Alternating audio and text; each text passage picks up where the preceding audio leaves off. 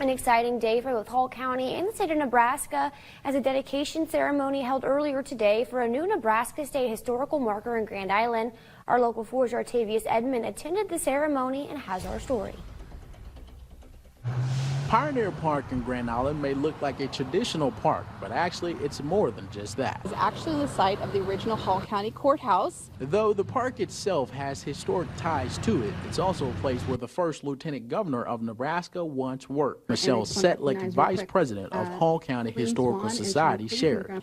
Abbott himself, who is an attorney here in Grand Island, lived across the street. So this marker is actually placed on the path he would have taken from his home to the courthouse where he practiced law. Hall County Historical Society honoring Othman Ali Abbott, Nebraska's first Lieutenant Governor, at Pioneer Park in Grand Island with a Nebraska State historical marker. Not only was he an attorney and a political official, but he was also an advocate for social justice and especially women's rights. He was a big supporter of women's rights and women's suffrage in Nebraska before women had the right to vote. In attendance of the dedication ceremony, a person who knows the role of Lieutenant Governor all too well, Nebraska's current Lieutenant Governor Joe Kelly. He was the very first. He was an attorney. I'm an attorney. And so we have that in common. The rest, I can tell this was a great man.